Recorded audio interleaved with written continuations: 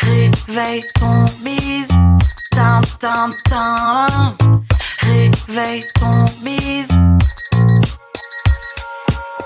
Hello et bienvenue sur le podcast Réveille ton bise. Je suis Justine, mentor podcast et business. J'aide les entrepreneurs à développer un business qui leur ressemble grâce au Human Design et sans prospection grâce au podcast. Tous les lundis à 6h, je me mets au défi de vous partager des conseils et de l'inspiration pour vous réveiller, vous et votre business. Est-ce que vous êtes prêts à attaquer cette nouvelle semaine à fond ? Moi, je le suis. C'est parti, bonne écoute. Salut Camille. Salut Justine. Comment tu vas ? Bah écoute, ça va super et toi ? Je vais bien, merci. Je suis ravie de t'avoir dans le podcast aujourd'hui. Moi, je te vois, je t'entends. C'est un vrai bonheur de te recevoir aujourd'hui. Merci beaucoup. C'est un grand honneur pour moi de venir enfin dans ton podcast. Depuis le temps que j'attendais ça. C'est vrai ? Bon, encore plus ravie. Je suis très contente si ça te fait plaisir. C'est cool. Sans plus attendre, est-ce que tu peux te présenter, s'il te plaît ? Oui, alors moi c'est Camille, je suis experte en publicité digitale sur Facebook, Instagram, tout le groupe un peu Meta. Et la deuxième expertise, c'est plutôt côté Google, moteur de recherche. Ok. Donc aujourd'hui, comme tu l'as dit, on va parler principalement de publicité en ligne, donc Facebook, Instagram, mais aussi Google. Ce sont donc tes sujets de prédilection. On va y aller petit à petit. Le but du jeu n'est pas de faire peur aux auditeurs et auditrices. Le but du jeu, c'est de les rassurer, de donner tes meilleurs conseils. Déjà, on va commencer avec une première question. À quoi ça sert de faire de la publicité en ligne ? La publicité en ligne, en fait, ce qui est intéressant, c'est que ça peut intervenir à n'importe quel moment dans le développement d'une entreprise et pour un nombre d'objectifs presque illimité. Okay. Ça peut être utile aussi bien quand on cherche à faire grandir, par exemple, son compte Instagram, son compte Facebook, sa notoriété, que lorsqu'on cherche aussi à augmenter son chiffre d'affaires, que ce soit pour augmenter les ventes de son service ou de son produit. Ok, d'accord, aussi simple que ça. Aussi simple que ça. Ok. Alors, comment est-ce qu'on choisit la plateforme sur laquelle faire de la pub ? Alors, ça dépend. En fait, par exemple, dans une idée de faire plutôt connaître son service quand on n'a pas encore de notoriété, on va privilégier plutôt d'aller sur les plateformes de réseaux sociaux comme Facebook, Instagram. C'est vraiment plus des plateformes qui vont nous aider à faire connaître notre service, notre offre. Alors que lorsqu'on va aller plutôt sur Google, c'est avec déjà une intention de la part de l'internaute qui connaît son besoin et du coup va faire une recherche pour répondre à ce besoin. Et c'est à ce moment-là que nous, on intervient avec la publicité pour répondre à ce besoin.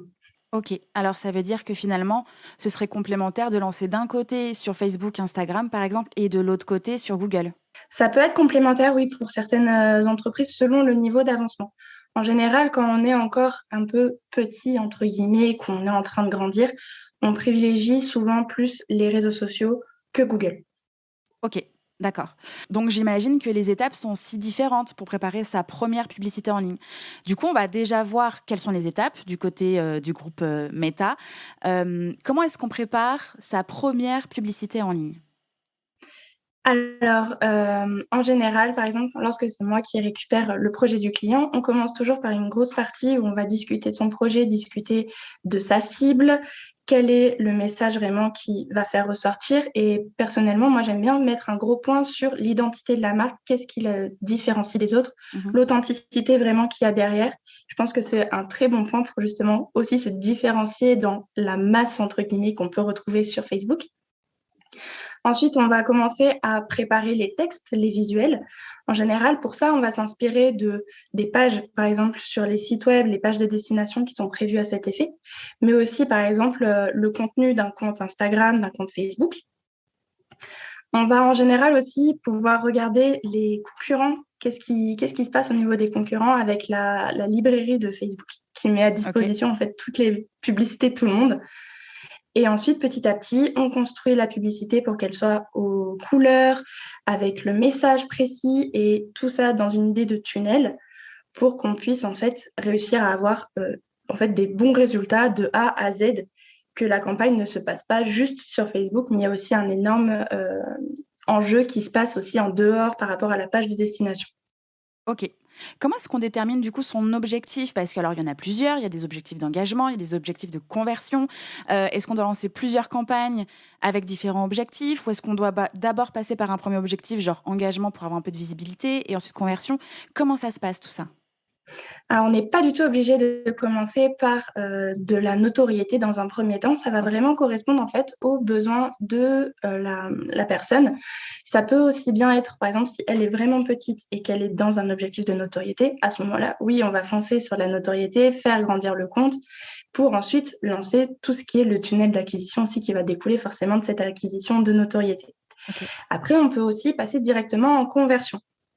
La conversion, elle va être là principalement pour par exemple, faire inscrire des personnes à un webinar, faire qu'un internaute va prendre rendez-vous avec le client pour un service, une offre spécifique.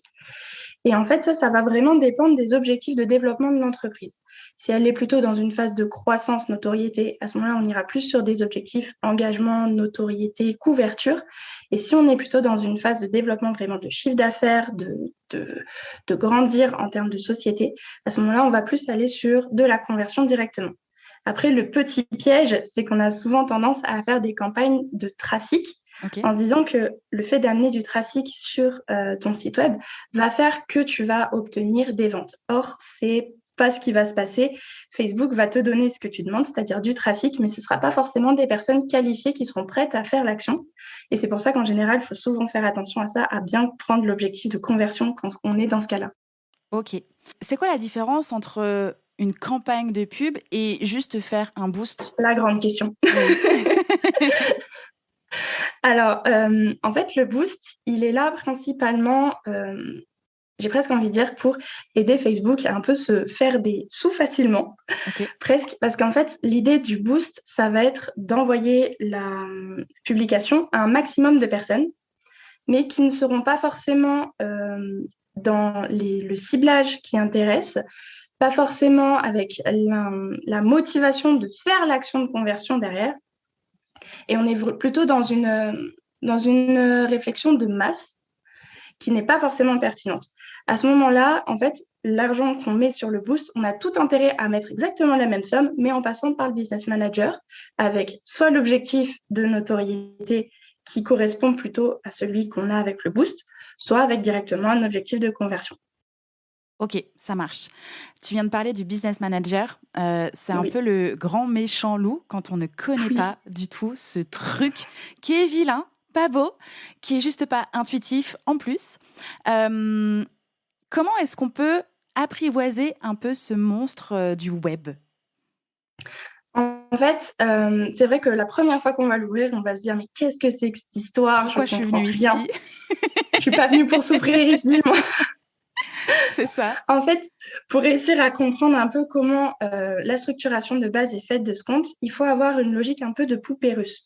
On va d'abord avoir un compte publicitaire. Dans ce compte publicitaire, tu vas retrouver des campagnes. Dans ces campagnes, tu as ce qu'on appelle des ensembles de publicités qui vont t'aider en fait à faire la distinction principalement entre tes différents ciblages. Par exemple, si tu veux cibler une cible plutôt business et une cible plutôt bien-être, tu vas pouvoir les distinguer comme ça. Et ensuite, dernière poupée russe, les annonces, où tu vas pouvoir mettre tes visuels, tes vidéos, tes textes, tes URL, tout ce qui va faire qu'en fait la publicité va s'afficher directement à l'écran. OK. Quand on a apprivoisé un peu ce monstre, quand on a, déjà commencé à préparer sa première campagne, quand on a affiné son audience et déterminé son objectif, comment est-ce qu'on sait quel budget mettre dans la pub? Ça, c'est aussi une des questions qui revient le plus souvent quand, par exemple, je vais discuter avec des personnes qui souhaitent se lancer. En général, la publicité, on a souvent l'a priori, pour faire de la publicité digitale, il faut avoir un budget assez conséquent, que c'est réservé un peu qu'aux grands. Alors que pas du tout. En fait, c'est relativement accessible, principalement en plus sur Facebook, parce qu'avec un budget de, par exemple, 10 euros par jour, on est complètement capable d'avoir des résultats très intéressants. Par exemple, j'ai une de mes clientes qui tourne avec un budget de 12 francs suisses par jour et on arrive à avoir des résultats vraiment super sur ses campagnes et elle obtient des prospects vraiment en quantité largement suffisante pour faire tourner après son entreprise et rentabiliser sa publicité. Ok. Ça veut dire que, par exemple, pour cette cliente-là, c'est quoi l'équivalent de 12 francs suisses en euros? Quasiment 12 euros. Ok, C'est à peu d'accord. près la même conversion. Donc, imaginons que pour cette cliente-là, la publicité s'intègre dans un tunnel de vente, c'est-à-dire qu'à la fin, il y a un lead magnet ou une LinkedIn page ou un webinar, c'est ça? Dans le cas de cette cliente, par exemple, on est directement sur une prise de contact Ok. depuis son site web pour demander des devis qui vont en fait tout de suite après lancer la conversation avec ce client. Et après, c'est à elle de continuer le closing, on dira, de son offre. Ok. Il y a une certaine rumeur qui dit qu'il faut dépenser déjà un minimum d'argent pour que Facebook sache vraiment à qui est-ce que tu t'adresses et pour que du coup tes campagnes soient plus efficaces. J'ai entendu parler d'au moins 2 000 euros. C'est vrai ou c'est faux? Pour moi, c'est faux. Ok. Pour moi, c'est complètement faux. Donc oui, quand tu vas lancer ta campagne, il va y avoir une partie, on va dire, d'apprentissage où pendant quelques temps, c'est l'algorithme qui va tourner et qui va réfléchir. Mais par exemple, tu vois, j'ai des cas clients où on n'est pas du tout avec 2000 euros dépensés avant d'obtenir des résultats satisfaisants. On peut avoir des résultats vraiment à partir d'un budget de 300-400 euros par mois. On va commencer à avoir des résultats. Et donc, au bout de 4 mois où on aurait à peu près ces 2000 euros, on a déjà en fait fait des optimisations, arrangé les publicités, joué sur le budget. Donc, pour moi, c'est complètement faux. Donc, oui, il y a une phase d'apprentissage où forcément, les premiers temps, il y a l'algorithme qui tourne, qui se met en place, mais pas besoin d'un montant minimum pour obtenir les résultats qu'on veut. Ok. Imaginons que là, on a lancé une super campagne et que il y a des résultats, mais qu'on ne sait pas en fait comment suivre et analyser les résultats. Comment est-ce qu'on fait ça et comment est-ce qu'on estime que les résultats sont bons? Alors, en général, les résultats, enfin les métriques que tu vas regarder pour ta campagne vont forcément dépendre de ton objectif. Si tu es sur un objectif de notoriété à faire grandir ton compte, on va regarder par exemple combien de followers tu vas gagner, combien ça t'a coûté le 1 follower en plus à chaque fois. Et si par exemple tu es sur une campagne plutôt de chiffre d'affaires, de conversion pour ton offre, on va regarder combien ça coûte d'avoir un prospect, combien de prospects tu as touché. Après, de manière générale, il y a toujours des métriques qu'on peut regarder, peu importe son objectif. Par exemple, le CTR, c'est le taux clic sur ta publicité. Ok. Et ce CTR, en général, s'il est en dessous de 1%, c'est que soit le visuel n'est pas bon, soit le message n'est pas bon. Et à ce moment-là, tu vois, on sait qu'on a le problème qui se passe au niveau de Facebook. Si on a un manque de conversion, c'est au niveau de Facebook. À l'inverse, tu peux regarder, par exemple, la différenciation entre le nombre de clics et le nombre de vues de page de destination. Et à ce moment-là, tu peux voir, par exemple, s'il y a un grand écart, ça veut dire que peut-être ta page met trop de temps à charger.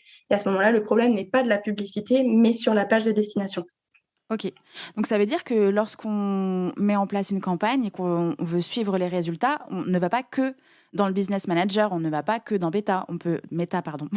On peut aussi aller directement sur Google qui donne aussi des informations complémentaires. Voilà, le Google Analytics va par exemple être assez intéressant quand on a une page de destination derrière.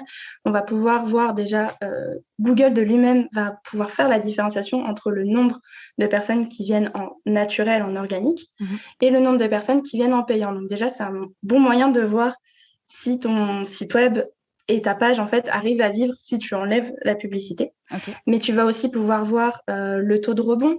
Si on a énormément de personnes qui repartent directement, à ce moment-là, peut-être que le ciblage n'est pas pertinent sur ta publicité. On va pouvoir aussi analyser le temps des sessions, voir si au final ta page, tout le monde la balaye en 5 secondes top chrono, ou si au final, on va aller un peu chercher les détails. Et après, par exemple, on a des outils autres que Google, mais qui s'apparentent à Google avec PageSpeed, qui va te permettre de vérifier la vitesse de ta page. Il y a plein de petits outils comme ça qu'on peut actionner pour réfléchir. Et par exemple, on a aussi une métrique qui va être le taux de conversion. Donc, tu vas faire le ratio entre le nombre de personnes qui sont arrivées sur ta page versus le nombre de personnes qui ont fait la demande de conversion. Et avec ce pourcentage-là, tu vas très vite voir si ta page, elle est top pour convertir ou s'il faudrait peut-être revoir le message, la structure, ce qui peut constituer ta page. Ok. Avec tout ce que tu nous expliques, et comme tu l'expliques tellement simplement, de façon fluide, on dirait que c'est super simple. Mais en réalité, c'est tout un métier et c'est le métier que tu exerces. Alors moi, j'ai une question. Est-ce que, selon toi, il faut se former et gérer ses campagnes seul, ou est-ce qu'on délègue totalement sans avoir mis un seul œil dedans, ou alors les deux, se former et déléguer? Pour moi, le meilleur cas de figure, c'est celui où tu te formes un peu en amont, Mhm. histoire de pouvoir aussi comprendre ce que va te parler après la personne qui est en face de toi. Et en fait, avec ça, tu vas pouvoir, toi, faire tes premiers tests et pouvoir valider si oui ou non la plateforme, elle fonctionne pour ton business, c'est le bon moyen, c'est quelque chose qui est validé, qui va fonctionner. Et après, dans un deuxième temps, quand tu sais que ça fonctionne, mais que tu n'auras peut-être pas forcément les moyens, le temps aussi à disposition, parce que ça prend quand même une assez grande quantité de temps d'après de faire ton suivi, l'optimisation, chercher à chaque fois peut-être la petite bête pour comprendre ce qui ne va pas. Et à ce moment-là, du coup, pour moi, c'est plus intéressant de déléguer pour après continuer à faire grandir et optimiser toujours ton compte. Mais dans un premier temps, je pense que la formation est vraiment intéressante parce qu'en plus, tu pourras d'autant mieux comprendre ton prestataire par la suite. Mhm. Alors, petit retour d'expérience, parce que j'en partage beaucoup dans le podcast. J'ai rarement fait de la publicité sur les réseaux sociaux. J'ai jamais eu envie de me former dessus, mais je suis toujours partie du principe que quand tu veux déléguer quelque chose, c'est bien de comprendre un minimum ce dont il est question. Donc, j'avais suivi quelques petites formations comme ça. Je m'étais un peu auto-formée sans vraiment aller de façon aboutie dans le truc, mais au moins pour comprendre un peu l'écosystème, le fonctionnement, etc., etc. Ça a été un calvaire pour moi de suivre ce genre de formation. Je déteste ça. Mais bref, passons. Mais quand même, c'était en début d'année, j'ai délégué du coup la création et suivi de campagnes à une personne et j'y suis allée un peu en mode je vois de quoi tu parles mais j'ai jamais fait, je te laisse gérer, etc. Sauf que cette personne-là s'est littéralement plantée, c'est-à-dire que j'avais préparé tous les textes, tous les visuels, tout ça, et en fait il y a eu des soucis au niveau très bête des copier-coller, c'est-à-dire que pour un seul visuel j'avais les 3 propositions de texte que j'avais rédigées et donc les campagnes tournaient comme ça. Et à un moment donné, je me suis dit, mais je vais aller voir quand même un peu ce qui se passe. Et quand j'ai vu la boulette, j'ai pu la corriger moi-même. Évidemment, j'ai mis fin à la collaboration. Mais j'étais très contente de me servir un minima du truc, même si je ne pouvais pas piloter des campagnes de façon poussée. Le fait juste de ne pas paniquer en voyant le business manager, de ne pas paniquer en voyant le gestionnaire des événements et les différentes campagnes de pub, j'ai pu faire ma correction toute seule et mettre fin aux campagnes parce qu'en fait, je dépensais de l'argent pour rien. Donc, pour les personnes qui nous écoutent, oui, peut-être que ça fait peur, oui, peut-être que ça vous paraît laborieux, mais au moins connaître l'écosystème, le fonctionnement, faire des tests soi-même aussi, ça peut vous aider à monter en compétences. Et au moment où vous allez pouvoir déléguer ça, si vous souhaitez déléguer, vous allez pouvoir avoir une vraie conversation avec la personne qui s'en occupe et pas genre juste fermer les yeux, genre je vais bien, je vois rien, tout va bien, tout ça là. Non. Alors, formez-vous ou alors, et c'est ce que Camille propose aussi, c'est de pouvoir vous accompagner dans à la fois la formation, mais aussi dans le pilotage de vos campagnes. C'est ce que tu appelles en fait un accompagnement publicité. C'est exactement ça. En fait, ce que je pense qui est intéressant quand tu veux te former là-dessus, c'est d'avoir déjà quelqu'un avec toi parce que tu vas pouvoir répondre directement à toutes les questions et ce sera beaucoup plus fluide que d'aller chercher parmi la 40 milliards d'articles que tu peux trouver sur Google qui va du coup être des fois tellement terre à terre que tu auras du mal en fait à te projeter toi sur ta situation. Alors le fait d'avoir quelqu'un dont c'est le métier à côté pour t'aiguiller, ça prend pas forcément énormément de temps en fait de comprendre la structuration du compte, savoir gérer les petits outils que toi tu peux actionner facilement. Mais il faut juste en fait avoir quelqu'un en face de toi parce que tu auras forcément des questions, vu que c'est un outil, comme tu l'as dit, où la première fois que tu l'ouvres, c'est mais mon Dieu, où c'est que j'ai mis les pieds? Donc c'est vraiment, je pense, rassurant en plus pour une personne, d'autant plus que la publicité en ligne, forcément, on parle d'argent, on parle de budget. Donc avoir quelqu'un à côté de toi qui te rassure en disant ça va bien se passer, ton budget ne va pas s'envoler dans les airs. C'est toujours tendance en fait à redescendre, à dédramatiser la situation pour après juste se concentrer sur on fait des tests, on regarde et on optimise. On ne laisse pas juste l'argent comme ça. On ne fait pas un chèque en blanc à Google en disant vas-y, tiens-toi. Ça marche, merci. Une question me taraude. Est-ce que faut-il obligatoirement faire de la publicité quand on a un business en ligne? Pas forcément. En général, moi, ce que j'aime bien recommander, c'est tout d'abord d'avoir une bonne base en organique, en Mhm. naturel, avant de commencer à faire de la publicité. C'est complètement possible de réussir à monter son entreprise sans forcément faire de la publicité. C'est aussi avec tout ce qui est la communauté qu'on peut activer, tous ces coachs en plus sur Instagram qui vont proposer ça de manière naturelle. Pour moi, la publicité, elle est intéressante quand on a déjà un premier stade un peu installé, qu'on souhaite passer un certain niveau et que on n'a plus forcément le temps d'aller mettre autant d'énergie, autant de temps sur Instagram à aller démarcher tous ses clients, à aller démarcher tous ses abonnés, toujours faire du contact. C'est au final un grand, une grande partie de ton temps qui est Mm. utilisée à ça, qui pourrait être utilisée, par exemple, dans ton cas, à faire des coachings, faire développer ta société de manière personnelle, entre guillemets, où tu travailles sur ton Mhm. entreprise, tu vois.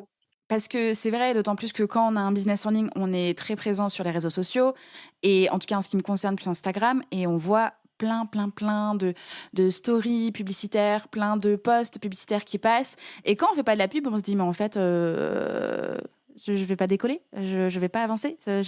Pourquoi je n'y vais pas? Et du coup, ça peut être un peu frustrant et encore plus effrayant de se dire, il y a plein de gens qui le font, mais si j'en fais, est-ce que ça va vraiment fonctionner? Est-ce que je dois en faire? Est-ce que c'est obligatoire? Est-ce que je vais planter mon bise? Est-ce que je vais Tu vois, il peut y avoir plein de questions. Et je pense que tu as totalement raison de dire qu'en fait, ça s'inclut dans une strate où à la base, il faut déjà avoir un bon persona, une bonne offre, une bonne stratégie, de savoir où est-ce qu'on est, pourquoi on le fait, à qui on le fait et où est-ce que ça va, ce qu'on propose derrière. Et c'est ce qu'on appelle du coup un tunnel de vente ou un tunnel de conversion ou un tunnel d'acquisition, peu importe, un tunnel où les gens rentrent à un endroit et ressortent heureux à l'autre endroit. Exactement. Et du coup, ouais, c'est vraiment l'inclure dans une sorte de strate où c'est pas obligatoire. Ça peut être un coup de boost, sans faire de boost Instagram, vous avez compris. Ça peut être un coup de boost, mais quand c'est inclus de façon stratégique et intelligente, où c'est pas la première chose que l'on peut faire ou que l'on doit faire dans un premier temps, déjà s'installer, quoi. Exactement. En fait, on n'est pas obligé de toujours faire comme les autres parce que sinon, justement, c'est à ce moment-là qu'on va se planter. Mhm. L'idée, c'est, même en publicité, on peut réussir à faire des points de différenciation, que ce soit dans la manière dont on va s'exprimer, dans la manière dont on va créer nos visuels, si on va faire plutôt de la vidéo, si on va faire plutôt de l'image. Le côté percutant est archi important en publicité et c'est aussi là-dessus qui est un point super important à appuyer quand on veut se mettre en publicité, c'est il faut qu'on ait un persona aux petits oignons, il faut qu'on ait une ligne éditoriale aux petits oignons et tout ça en fait réfléchi ensemble va faire que tu vas créer un texte percutant, une affiche percutante et que c'est comme ça qu'en fait on va te différencier des autres et qu'on Mhm. aura envie de travailler avec Justine plutôt qu'avec un autre. Et oui, évidemment. Période plus propice à faire de la publicité, disons en calendrier, est-ce que vaut mieux éviter les périodes de fête, ou les périodes estivales, est-ce qu'il y a des moments où ça fonctionne un peu mieux ou d'autres où il faut surtout pas aller? Il n'y a pas forcément de moment où il ne faut pas aller, ça va aussi dépendre de plusieurs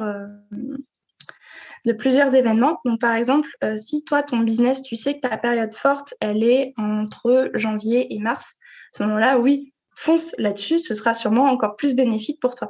Après, il faut garder à l'esprit qu'il y a des événements dans l'année où on va avoir plus de concurrence que d'autres. Par exemple, si tu as un e-commerce et que tu veux te mettre en publicité sur le Black Friday, la French Week, avant Noël, tu sais qu'à ce moment-là, c'est blindé en publicité et que forcément, plus la concurrence monte, plus les coûts risquent de monter. Ça ne veut pas dire que tu n'auras pas de résultats, ça veut juste dire que tu payeras peut-être un peu plus cher tes résultats. Mhm. Ok. Pareil pour l'été, certains business ne tournent plus tellement l'été, d'autres continuent. Ça ne veut pas forcément dire qu'il ne faut absolument pas faire de publicité en été, mais que les gens sont forcément moins sur leur téléphone, donc potentiellement, on peut avoir un peu moins de résultats, mais ça ne veut pas dire encore une fois qu'on n'en aura pas et qu'on va forcément cramer son budget ou quoi que ce soit. Ok. Quels sont tes trois meilleurs conseils, tes best practices, comme on dit, pour faire de la publicité en ligne? Trois conseils best practice. Alors, numéro un, vraiment bien déterminer ton objectif. Si tu commences à dire que tu veux plus de ventes, mais que tu fais de la notoriété, c'est sûr que tu fonces un peu dans le mur et à ce moment-là, ça ne va pas fonctionner. C'est à peu près l'erreur numéro 1 que je vois quand je fais des audits de comptes. Ou par exemple, c'est des personnes qui cherchent à avoir des inscrits au webinar et pour ça, ils vont faire une campagne de trafic. Mais du coup, oui, ils vont avoir beaucoup de vues de page, mais pas tellement beaucoup d'inscrits. La deuxième best practice, c'est passer quand même du temps sur son message, sur ses visuels. C'est vraiment important. C'est là où en fait la différenciation va se faire entre les différentes personnes, différents concurrents qui vont être sur les mêmes ciblages que toi. Et donc, vraiment passer du temps à chercher un visuel impactant. Si on fait de la vidéo, réfléchir à son texte. Si on fait de la vidéo, ne pas faire plus de 30 secondes, s'il vous plaît. Ne faites pas des vidéos qui font 5 minutes. Personne ne va les regarder. Vous ne la regarderiez même pas si c'était vous de l'autre côté. Donc, ne le faites pas. Et le troisième conseil, c'est d'avoir vraiment une vision globale en tunnel, comme tu disais tout à l'heure. Une campagne, ça ne va pas se jouer que sur Facebook, ça va aussi se jouer à l'extérieur, sur la page de destination.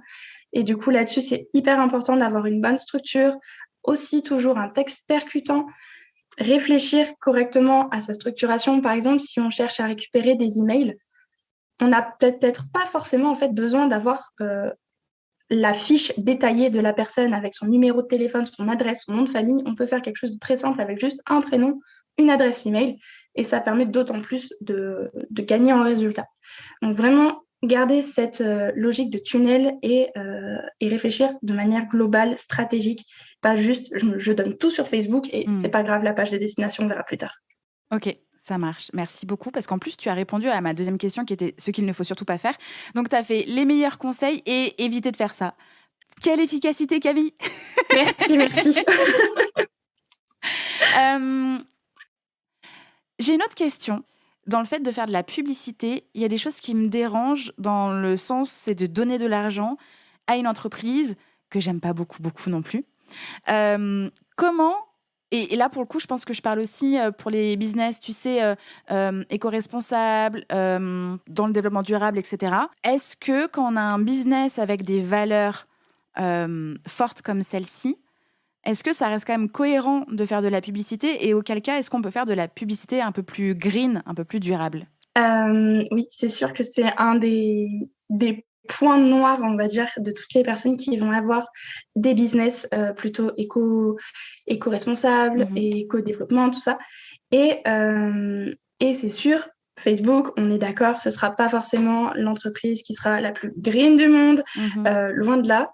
Mais il y a plusieurs en fait, moyens d'utiliser ça à l'avantage des personnes qui ont ces envies et ces points forts vraiment dans l'éco-durabilité.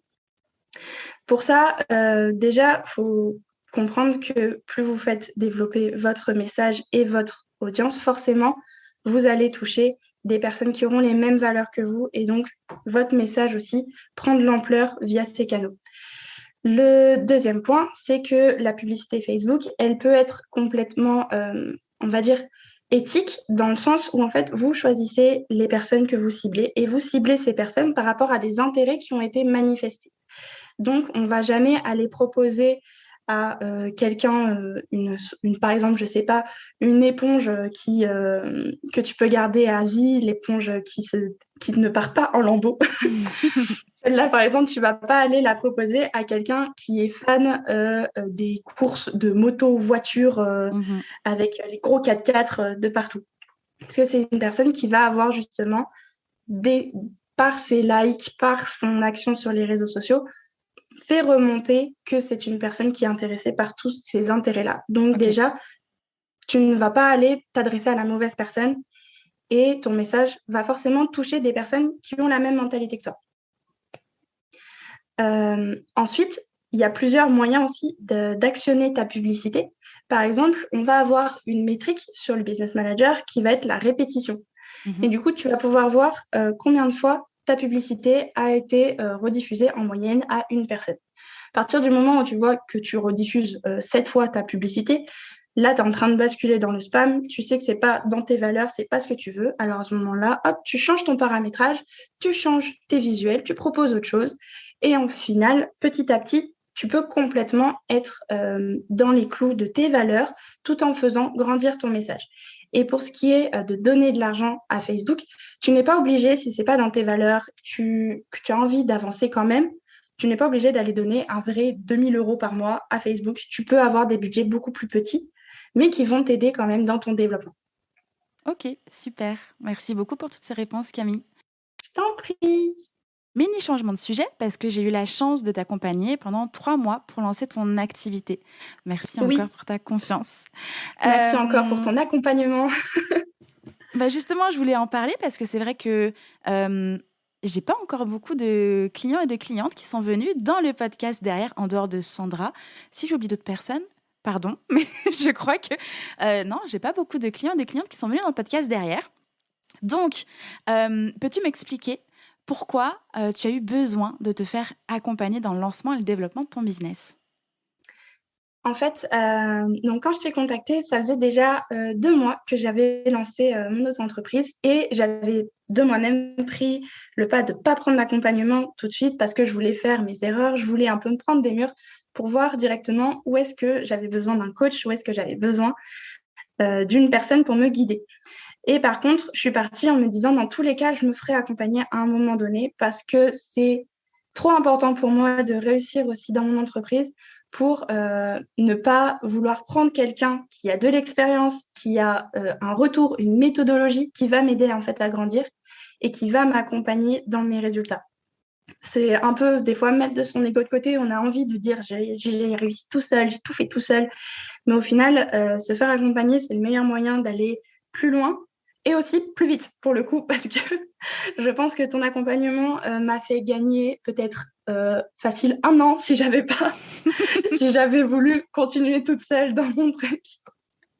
Et en plus, je pense que j'aurais vraiment fini limite par arrêter parce que je pense que je n'aurais jamais eu les résultats que j'ai maintenant si j'avais pas pris cet accompagnement et que j'avais pas aussi suivi ta méthodologie qui était vachement bien construite en reprenant d'abord vraiment qu'est-ce qu'on veut faire, ensuite pour qui on veut le faire, et ok, maintenant on construit cette offre, on fait comme ça. Et au final, avoir aussi ton retour d'expérience, c'était aussi ça qui était super important par rapport à quelqu'un. Par exemple, aujourd'hui, on voit souvent des coachs un peu business qui pop-up de partout et tu sais pas trop c'est quoi leur historique, quelle est leur légitimité, entre guillemets, alors que toi, tu avais un vrai parcours derrière et c'est aussi pour ça que j'ai choisi de partir avec toi en accompagnement parce que tu avais cette légitimité, tu avais cette expérience et tout ça, en fait, a fait que tu as pu me donner les résultats que j'ai eus après. Oh, merci. Je t'en prie. Merci beaucoup. C'est tellement sincère. Mais alors, dis-nous, quels sont les résultats aujourd'hui? Écoute, les résultats, je crois que quand on avait commencé ensemble l'accompagnement, je t'avais dit que je voulais 2000, 3000 euros de chiffre d'affaires tous les mois. Maintenant, en moyenne, forcément, hein, tu sais, il y a des mois avec, il y a des mois sans, mais en moyenne, on a entre 2005 et 5000 euros de chiffre d'affaires tous les mois. Donc, c'est largement ce que j'avais prévu dans mes objectifs. Et en plus, au final, ils ont été peut-être légèrement retardés de 1 ou 2 mois. Mais en fait, voilà, des fois, c'est ça. Il faut aussi être un peu plus patient que ce qu'on avait prévu. Et au final, maintenant, mes objectifs, ils sont atteints. Je peux continuer à passer au niveau d'après. Et en fait, je sais que je ne vais pas me casser la figure parce que j'ai cette base qui a été travaillée, solidifiée pendant plusieurs mois avec toi, puis ensuite même à la fin de ton accompagnement. Et en plus, ce qui est cool avec toi, c'est qu'en plus, après, on continue d'échanger. Donc, même si l'accompagnement est fini, tu sais, on sait qu'on peut revenir, t'envoyer un petit message, de discuter de temps en temps. Et ça, c'est vraiment en plus complètement le petit point positif. Moi, je sais que j'aimais beaucoup, à la fin de notre accompagnement, t'envoyer des messages à la fin du mois pour se dire combien j'avais fait. Oui, et j'attendais ça. Mais tu peux continuer, hein. J'aime beaucoup cette météo business mensuelle. Non, c'était un vrai bonheur de pouvoir t'accompagner. D'autant plus que nous deux, du coup, c'était sur 3 mois en version individuelle. Et je privilégie l'individuel qu'on est sur un lancement de business, alors que quand on a déjà un business de construit et qu'on a testé déjà des choses tout seul, là, du coup, je privilégie le groupe individuel, du coup, via le programme. Et donc, les places individuelles, en fait, je les ouvre que de temps en temps en fonction de qui a envie que ce soit en individuel et pour quel projet c'est. Et c'était un vrai matching humain, feeling. C'était une vraie joie de pouvoir t'accompagner et de passer du coup 3 mois à tes côtés. Mais écoute, c'était vraiment, je pense que tu as vraiment eu un impact décisif sur la suite de mon entreprise et de ce que je vais pouvoir faire par la suite. C'est la base qui a donné naissance à la suite. Et je pense que vraiment pour ça, je te remercie fois 1000. Et vraiment, mais si jamais vous avez besoin de vous faire accompagner, mais faites-vous accompagner par Justine. Je vais le garder, je vais exporter cette phrase. Je vais en faire je sais pas, une sonnerie de téléphone, un truc.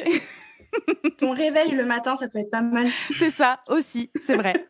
J'ai le choix avec plusieurs réveils. Julie qui m'avait fait « Justine, t'es la meilleure boss de tous les temps ». Toi qui dis ça, je pense que du coup, je peux changer de mood en fonction des réveils, en fonction de l'heure. Ça va, c'est pas mal. Je suis contente. Mais du coup, Camille, comment est-ce qu'on peut travailler avec toi aujourd'hui ? On peut travailler avec moi de 2 manières, du coup, différentes. On peut passer d'abord par une formation pour apprendre à gérer soi-même son business manager. Et en fait, dans cette formation, on va tout créer de A à Z jusqu'à créer en fait la première campagne et lancer cette campagne. La deuxième possibilité, c'est de passer directement en délégation, où en fait, je vais récupérer directement le compte publicitaire et on va travailler ensemble pour réussir à créer la campagne qui va ressembler à mon client, qui, avec ses objectifs, qu'est-ce qu'il a envie, qu'est-ce qu'il veut vraiment atteindre comme objectif business. Et au final, petit à petit, c'est une collaboration qui peut être plus sur le long terme, où en fait, on passe même pas dans une relation vraiment de prestataire, mais vraiment en fait de partenaire d'entreprise. Et c'est aussi ça, pour ça que moi j'adore faire ça, c'est qu'au final, tu finis presque intégré dans l'entreprise. Trop bien. Question signature du podcast. Est-ce qu'il y a une question que je ne t'ai pas posée et que tu aimerais que je te pose ? C'est une très très bonne question à laquelle je n'ai pas de réponse. Parce qu'en plus, il faudra que tu répondes à cette question que tu veux que je te pose. S'il n'y a rien, il n'y a rien, hein, c'est parfait. Hein. Mais non, j'ai pas forcément de questions, non. On a tout vu ? On a tout vu. Trop bien. Merci pour cet épisode. C'était un vrai bonheur de t'avoir pendant ces presque 40 minutes. Tu reviens quand tu veux, hein ? Ah, mais avec plaisir. C'était trop cool. Eh bien, ravie si tu as passé un bon moment. C'était en plus ton premier podcast, il me semble. Oui, c'est la première fois que je fais ça. Mais oui, trop bien. Félicitations. J'ai fait mon baptême du podcast. Sortie de zone de confort again. Toujours.